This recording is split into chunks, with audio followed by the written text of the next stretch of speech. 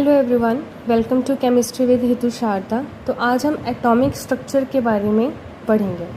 Atomic structure earlier 19th and 20th century में हमें ये पता था कि जो भी एटम होता है ना, उसके फंडामेंटिकल पार्टिकल्स होते हैं जिनको हम इलेक्ट्रॉन, प्रोटॉन एंड न्यूट्रॉन्स कहते हैं। देन हमें रदरफोर्ड मॉडल इंट्रोड्यूस हुआ। उसमें हमें ये पता लगा कि एक एटम जो है वो कंसिस्ट करता है न्यूक्लियस, जो कि उसका सेंटर होता है, एटम के सेंटर में वो होता है। एंड जितना भी पॉजिटिव चार्ज हो या जितना भी उसका मास है वो इसी सेंटर के अराउंड कंसंट्रेट रहता है। एंड इसके आसपास जो है वो इलेक्ट्रॉन्स रिवॉल्व करते हैं।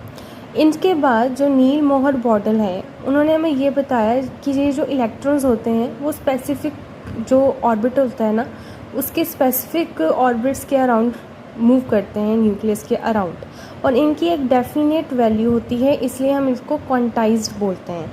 And the value is h/2π। इनके बाद डी ब्रोगली प्रिंसिपल इंट्रोड्यूस हुआ।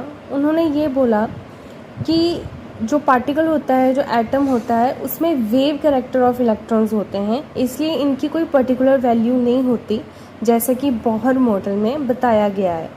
देयरफॉर जैसे आइंस्टाइन ने हमें बताया कि light has a dual character, that is it can behave as a particle as well as it can behave as a wave also.